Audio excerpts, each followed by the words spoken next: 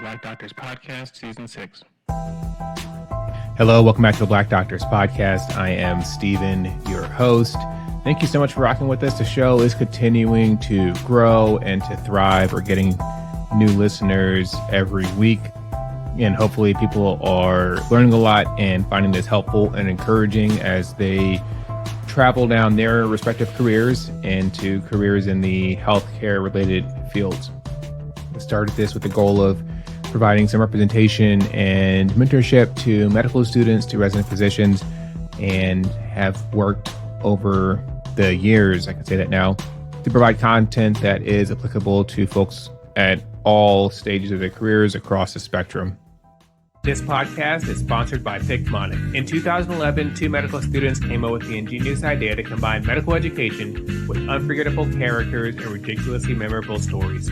Featuring over 35,000 high-yield facts and graphics, Picmonic has helped over 600,000 students improve exam scores and perform better clinically. Picmonic has resources for pre-med and medical students, as well as other healthcare professions. Check out the show notes for a link to their website. Mention the podcast when you subscribe. With Picmonic, you can study less, but remember more. I am Steven, your host. I'm an anesthesiologist by training. I have recently completed service in the Navy and returned to a fellowship in critical care medicine.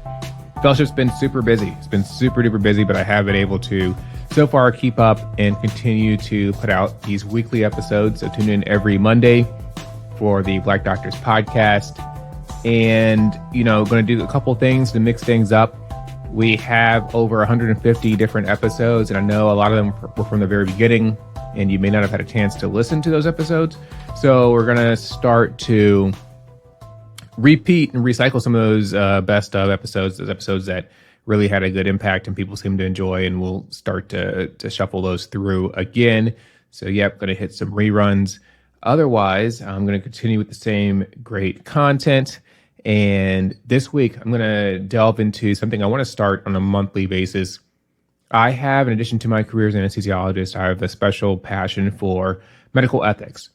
And I'm going to take an episode a month, so hopefully it'll be about 12 episodes over the year, and talk more specifically about clinical medical ethics, what it is, how this relates to our profession, how this relates to and affects the patients that we take care of. This week's just going to be an introduction for the most part, hopefully going a little deeper than the typical, four main principles of medical ethics: the autonomy, beneficence, non-maleficence, and justice, and go a little deeper, share some of my philosophy and how I've come to think the way that I do.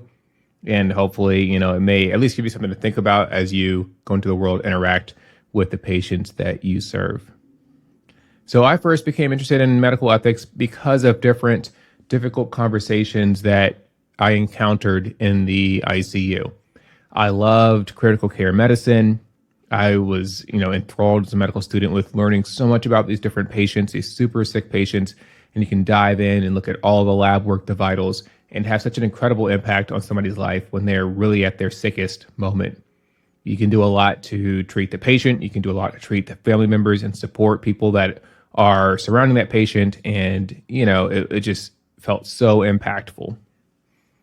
The inevitable, however, with ICU, intensive care units, is the concept of death and dying, because so many patients are so sick that it becomes a reality that they cannot escape, that they're not going to make it out of the hospital or they're not going to live for much longer. I saw conversations that went very well. I saw conversations that did not go well at all and were quite horrific. And one of the reasons I wanted to go into critical care medicine was to be able to have these conversations with patients and their family members and deliver unbiased, clear communication, help them make these decisions about very complex issues in life care, among others. Especially in residency at the University of Chicago, we have a lot of pretty crazy cardiac cases, a lot of different issues, such as we are a center for Jehovah's Witness cardiac surgery. We have a surgeon that does bloodless cardiac surgery, including heart transplantation and organ transplantation in Jehovah's Witness patients. There's a lot of ethics and thoughts and comments and concepts involved with that, but that would probably take an entirely different separate episode to get into. But, seeing Jehovah's Witness patients that have received an organ transplant, and usually they did very well, but occasionally, the inability to provide blood products would lead to their demise or not being able to survive their surgery. Other things that, presented themselves were, again, the dying process. We do a lot of mechanical circulatory support at the University of Chicago. This is mostly from my time of residency. Do a lot of stuff in fellowship as well, but try to separate a little bit of this clinically because HIPAA, I don't want to talk too much about what I do currently. But with ECMO, heart-lung machine, all that mechanical circulatory support, it brings us to a new frontier when it comes to death and dying. And by that, I mean you have machines like LVADs, left ventricular assist devices, or RVADs, right ventricular assist devices. These are little motors that they can either implant inside your chest or will have external to your body that continuously circulate blood. This will keep you alive indefinitely. Eventually, the machine might clot or there's infection or other things that happen, but mechanically, you're like the bionic human. You're on these devices. In addition to the LVADs and RVADs, there's also ECMO, extracorporeal membrane oxygenation. There we go. And, you probably heard about this during COVID. People with COVID pneumonia, you hook up to ECMO, and this allows delivery of oxygen to the body. Basically, it's the machine is breathing for the patient. On a more basic level, we have other devices like balloon pumps. We have ventilators, which will breathe for patients. And then there's all the medications that keep people alive, right? So we've done a really good job of artificially sustaining life. I guess if we didn't do that, then I probably wouldn't have a job as an ICU doctor. But with all these advances come these questions of how do we manage death and the dying process when we can almost extend it indefinitely. How do we counsel patients on this? Who pays for these costs? I actually still don't know the answer to that. I'd have to do some digging to actually jump into that. But so again, that's something for another episode. So all these questions and working in the ICU is how I became interested in this field of clinical medical ethics. Fortunately for me, at the University of Chicago, there is the McLean Center for Clinical Medical Ethics. Dr. Mark Siegler, he's a founder of this center. He's actually an internal medicine / critical care physician, and he coined the term clinical medical ethics, has written several books, has published a ton, and again, has started this McLean Center for Clinical Medical Ethics. So the McLean Center provides a fellowship for people interested in medical ethics, and it's a year-long program. I was able to take part in this during my third year of residency, or fourth year of residency, rather. The fellowship involved like a month of quote unquote research time where we had a summer didactic session where every day we would meet. We would have lectures from philosophers, from lawyers, from clinicians of all sorts, from parishioners. And we would talk about issues that come up frequently in the realm of clinical medical ethics. Probably in the cohort that we had was probably like 16 to 20 people from all walks of life. We had a lot of residents, a lot of physicians, but we also had some nursing staff. We had some physical therapists. I think we had physical therapists during my cohort. We had a couple of parishioners. We had people from different institutions, University of Chicago, Northwestern. There's even a program with the American College of Surgeons where they would have a surgical resident or fellow come from an external institution that would be paid for and funded for them to kind of take part in this program. So if that's something you're interested in, definitely check it out, the McLean Center for Clinical Medical Ethics, and then they have that special program for surgery residents. So we did a whole month of summer didactics where we would learn day in, day out, and then that rolls right into the medical ethics consult service. It was kind of part of the program. And for the rest of the year, every Wednesday we would meet. We'd have the ethics case conference. There would be a lecture on whatever the year's topic is. And That'll be around noon. And then in the afternoon, about 3 o'clock to 5 o'clock, we would have ethics case conference. We would take different consultations that we'd received during the week or during the time previous, and we would discuss these in kind of a grand rounds or open forum discussion. Sometimes it would get a little heated, but it was always very spirited discussion. I think the best thing that we took away from that was we approached everything from so many different perspectives, different political views, different religious views, different lifestyles and backgrounds.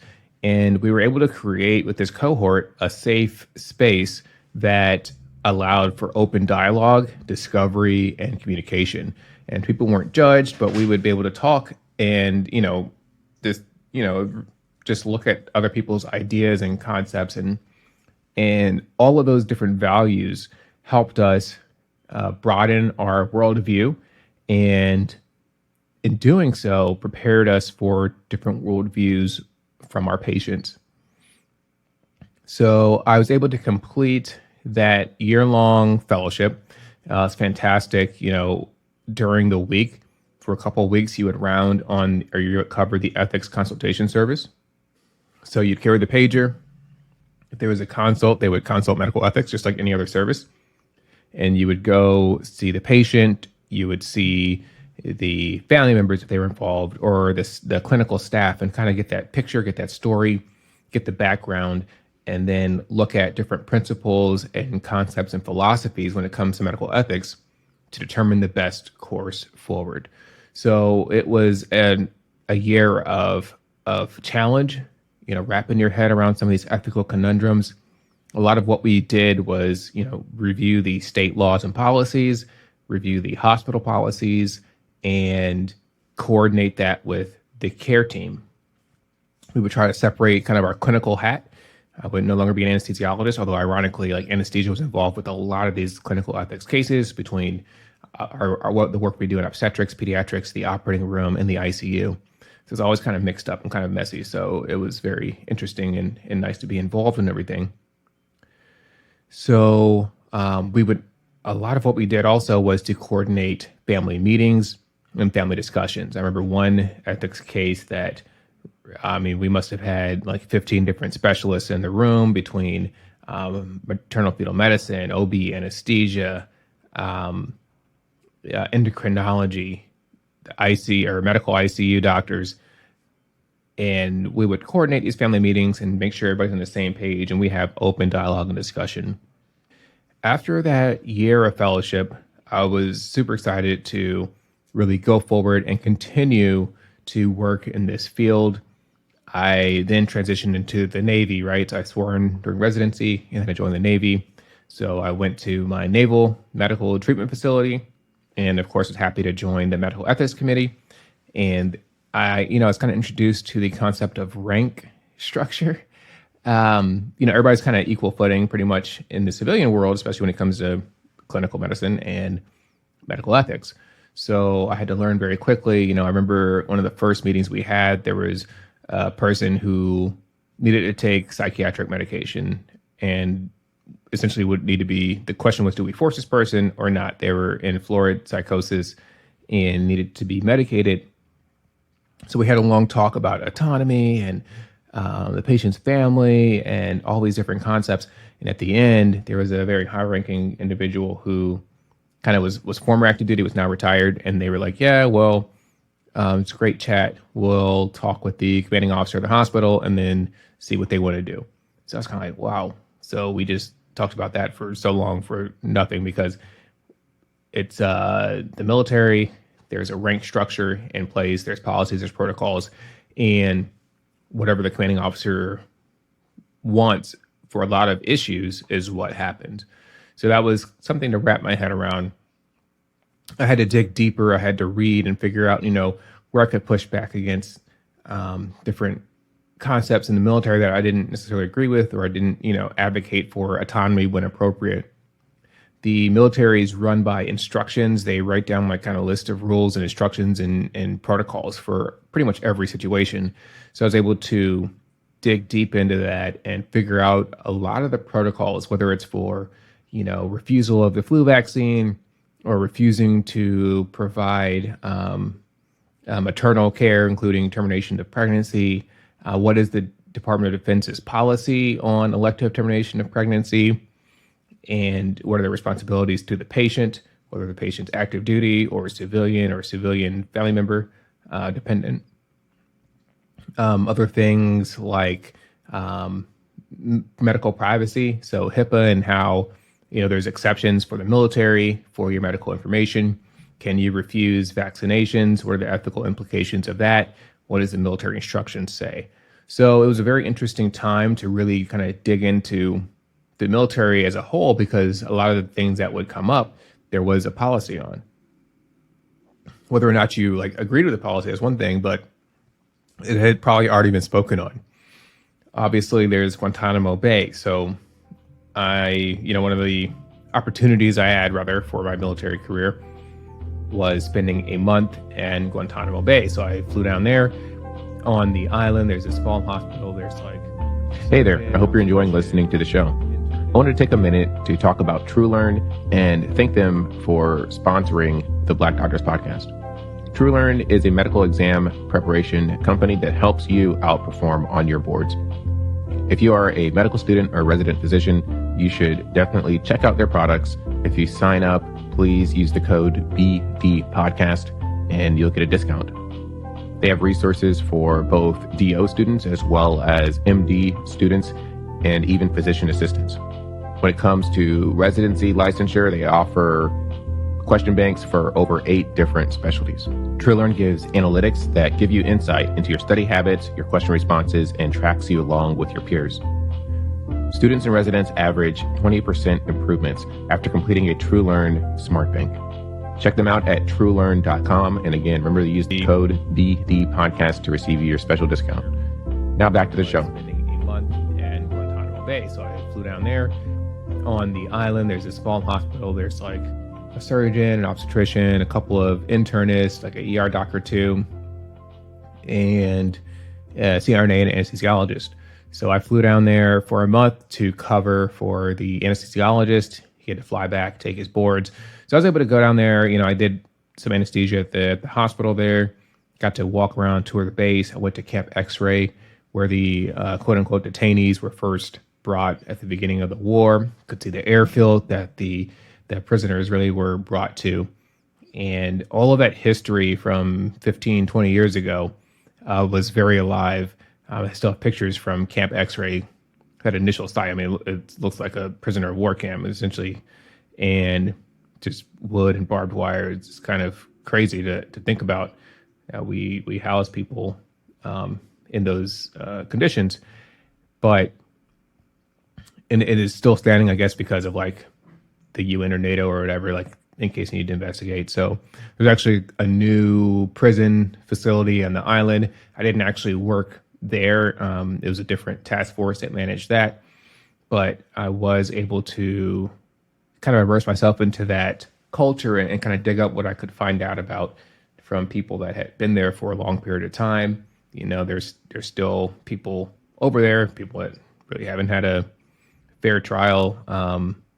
But that is what it is. With regards to medical ethics, the concept of forced feeding, mandated feeding came up. I was actually able to build and deliver my first kind of grand rounds on clinical medical ethics while I was at Guantanamo Bay. So that was kind of the highlight of my time there. And of course, a lot of that centered around force feeding, like I mentioned before. And, digging into the research for that, some crazy stuff was uncovered, or I uncovered some discrepancies in the fact that when it comes to force feeding, for example, the American Medical Association, the American Nurses Association, essentially a lot of the governing bodies say that, we shouldn't engage in force feeding. We're violating patient autonomy. Ironically, the U.S. prison system does condone force feeding. And this is from research I did 4 years ago. So, I don't know if anything's changed since then, but it was a little ironic that the prison system was sure, we'll do it. Obviously, there was force feeding that occurred on Guantanamo Bay. There was a couple of medical personnel that stood up and said, hey, we're not going to participate in this. This violates our moral code. And there's a well-documented court case of what happened after.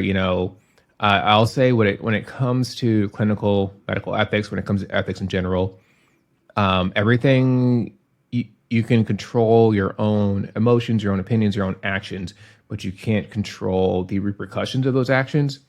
So sometimes medical ethics is as simple as you doing what you absolutely fundamentally believe to be correct, and then dealing with whatever consequences may come thereafter. So there's well-documented stories of medical personnel that said, hey, we're not with this force feeding. And then, I think they were ultimately kind of protected, but I don't think their careers really took off, to say the least. So I was able to, kind of dig deeper into that conversation. During my time in the military, I actually got a little more perspective, and it's at least a different perspective. I'm not saying it's right or wrong, but I worked with someone who was a corpsman, which is like a medic, and they worked in Guantanamo Bay way back in the day when it was more robust, and basically talked about how with the prisoners, there were some that were, I guess, quote unquote, worse dudes than the others. And they would say, hey, we're all going to go on a hunger strike. And then a bunch of other folks that probably just got scooped up and weren't supposed to be there anyways, they're like, oh, yeah, we don't really want to do a hunger strike. But then the big bad guys were like, yeah, if you don't do a hunger strike, we're going to beat you up. So they were all had to do hunger strikes or they would be in trouble.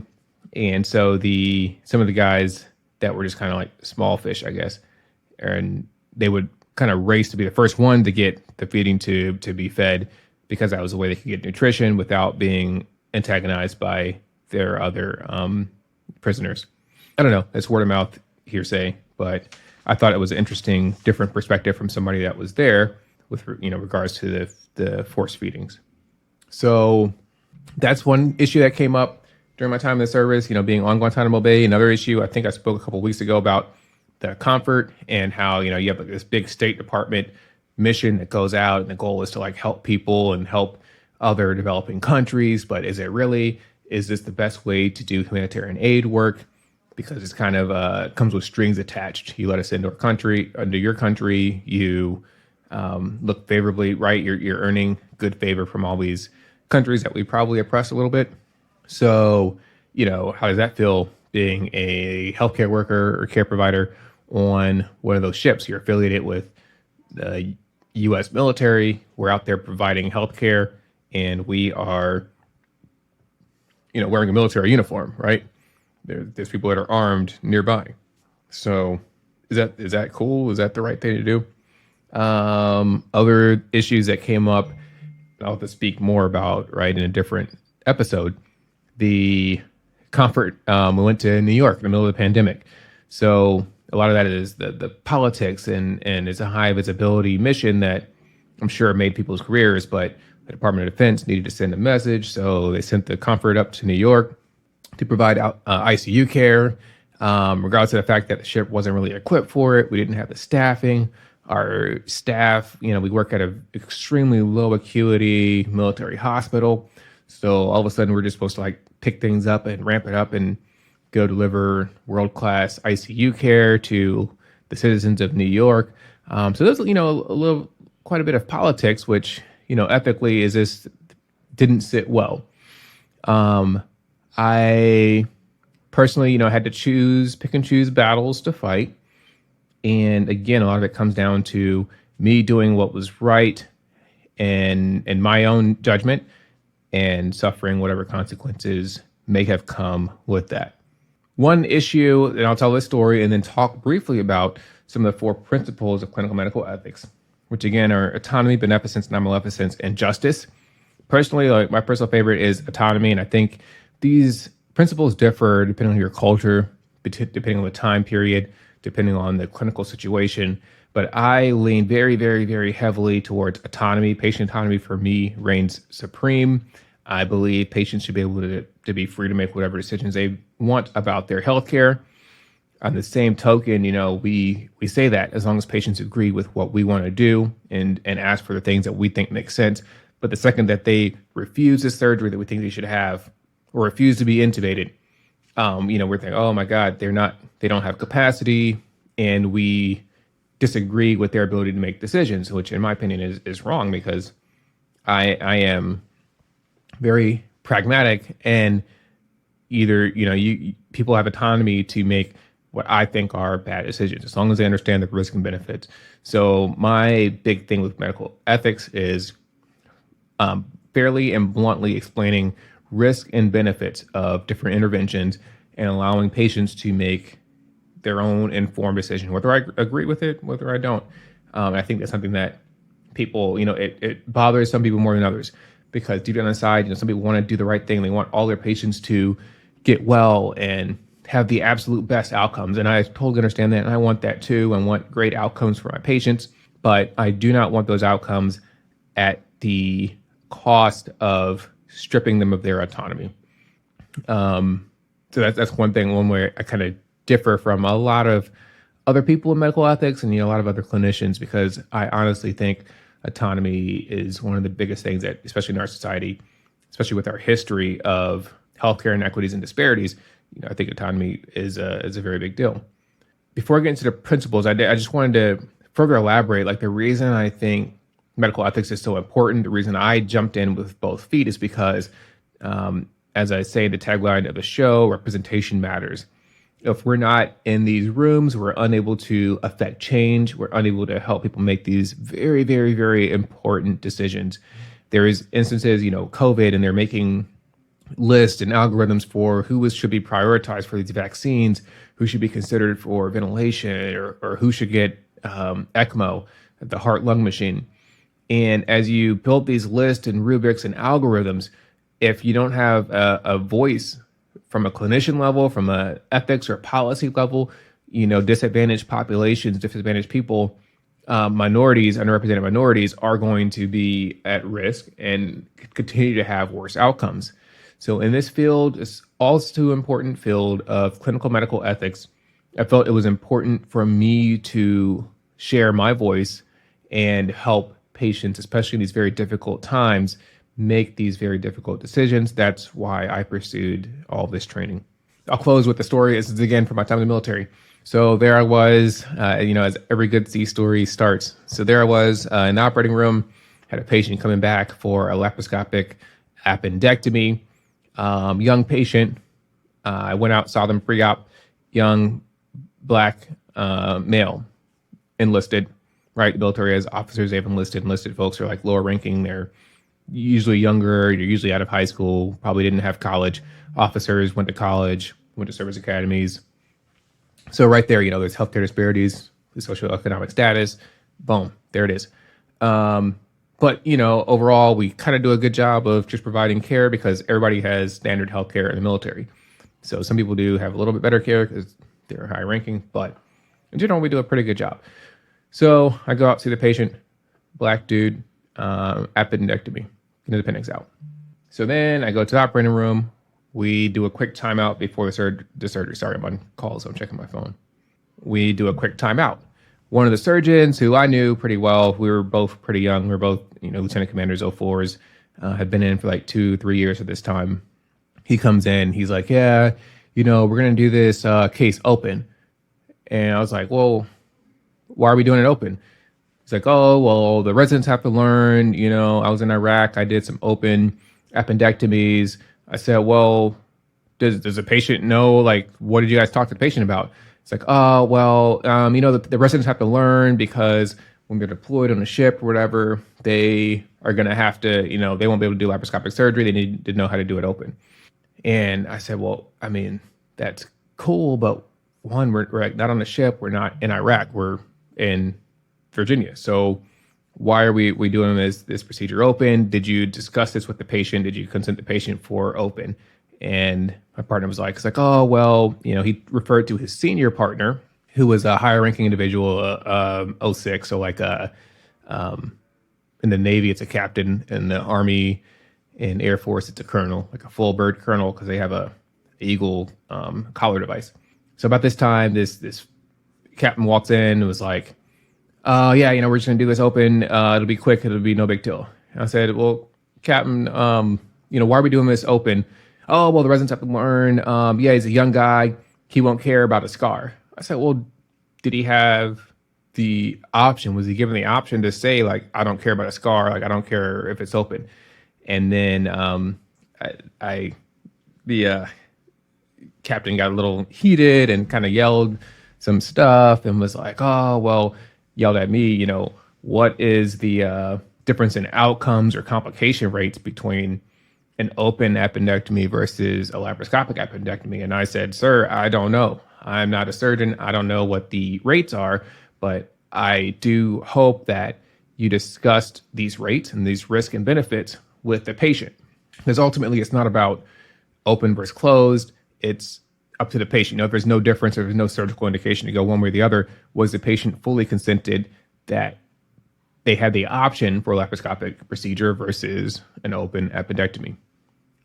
So I looked around the room, because it got a little heated. Everybody's looking at me like, yo, like, because, I was in '04. This person was in '06. We were the highest, and my surgery buddy who was '04, we were the highest ranking people in the room. There was like a nurse who was an '01 or '02. Then there was a bunch of enlisted like techs, surgical techs and whatnot. So they're all looking at us like, oh, what's going on? And I looked at the scrub nurse, black woman. I looked at her. I said, when you see the patient, you'll understand. And we walked out. And as soon as she saw the patient, she looked at me and was like, yeah, I got it. So I was torn, right? I was stuck between what I thought was right with patient autonomy. Was the patient fully consented? Was this person about to get taken advantage of? Or, do I trust the senior partner, the senior surgeon, that they did the right thing in terms of consent? So by the time that I was kind of at this fork in the road, like, what do I do? Do I keep pushing? Because I've already stirred up the hornet's nest. Do I just ratchet it all the way up? This surgeon kind of came up to me. He apologized for raising his voice. And he said that he had discussed the risk benefits, everything with the patient, and the patient had agreed to that. So, but he's like, we should all be here to support the patient and blah, blah, blah, whatever. So now I'm stuck. Like, do I take their word for it, or do I still go talk to the patient? And at that point, I said, I'm going to trust that this person did the right thing and actually discussed this with the patient. And I'm not going to keep pushing. And the least I could do was, I think I stayed and did the full case. I could have gone and went home early, but I stayed with the patient. I still kind of felt like a failure. I still felt like I kind of let this brother down. Didn't feel great, but I knew I had tried to do the right thing. And I knew I kind of set an example for the people in the room that you can always speak truth to power. There may be ramifications, maybe consequences, but that was one situation that occurred. So in that, the 4 ethical principles, because every ethics lecture that you have talks about the 4 principles, but are they really applied? And I want to dig deeper over the next couple of months as I continue this series on clinical medical ethics and provide these difficult situations in which these principles are applied. So autonomy, right? That patient had the autonomy to say, hey, I'd rather, look at the risk and benefits. I'd rather have a laparoscopic procedure versus an open procedure. You're stripping their autonomy, right, if you didn't provide a full, thorough, informed consent.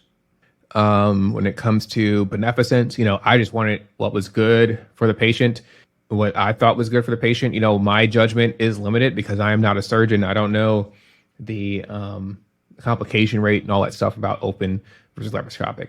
I'm pretty sure I know what I would want, but I think I'm doing the right thing, but ultimately the surgeon may have a reason. For me, it was more so the inconsistency. There's some surgeons out there that'll be like, hey, I only do open appendectomies. Cool. Well, there's no difference in treatment or care, but literally we would always do everything laparoscopic. So the fact that you're doing things open is like, yeah, that doesn't pass the vibe check. Non-maleficence, do no harm, right? You're opening his belly, or you're leaving a scar, you're doing other stuff. Are you really doing what's right for the patient? And then justice. I immediately sat down in the room. I texted a friend who was a military surgeon, and I kind of brought up this situation. I left out the complexion of the patient, and the friend was like, yeah, military surgeons, they have to learn how to do open appendectomies. And I was like, okay. And then it was like, ... somebody's texting. And this friend said, they're black. I was like, yeah. So then they called me, we chatted for a bit, and it was like, yeah, it's a tough situation. But, justice. Would they have, and the patient was, a young dude, he was small, had a good body habitus, so it would have been a quote unquote good teaching case. But, justice. If you had an admiral who was also a good teaching case, would you be doing an open appendectomy just so the residents could learn? If you had, your brother or your mother, and would you do an open appendectomy in them just because it's a good teaching case? So how are you making that decision on what is a teaching case and who gets a scar for their appendix out and who doesn't? So thanks for indulging my ramblings on medical ethics, talking about, why I jumped into this field, the things I've learned so far. So excited to continue to share with you as I continue along in this journey. Thank you so much for listening to this week's episode of the Black Doctors Podcast. If you haven't yet, follow us on Spotify, follow us on Apple Podcasts, and leave a review, leave a rating. We've actually jumped up to 80 reviews on Apple, and then I think 15 or 20 on Spotify, which again is fantastic. Blown away. Really helps the show get out there in front of people and grow. Shout out to our sponsors, TrueLearn and Picmonic. They've been rocking with us all year. We've also had a couple other sponsors along the way. We are gearing up, we'll probably launch season 7 at the start of the new year. Looking for new sponsors or same old sponsors. If you want to give us money, you want to support the show, you want to get your company, you want to get your company out in front of, I think we get about 12 to 1,500 listeners a week. Shout out to you that's tuning in. If you want to get your company out there, your product, your services, give us, my emails are open. You can follow me on, StephenBradleyMD@gmail.com is my email address. You can visit the website for the podcast and you can link us there. We'd love to partner with you as, hopefully in the future, get some more giveaways, be able to support more students and support more diversity in medicine.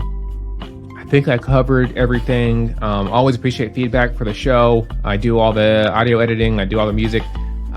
Stay tuned. Instagram is where I post a lot of my music content, my music creation, at Stephen Bradley MD on Instagram, and follow the podcast Instagram as well at the Black Doctors Podcast. Your support definitely matters. We appreciate you rocking with us. And tune in next week to another episode of the Black Doctors Podcast, because representation matters.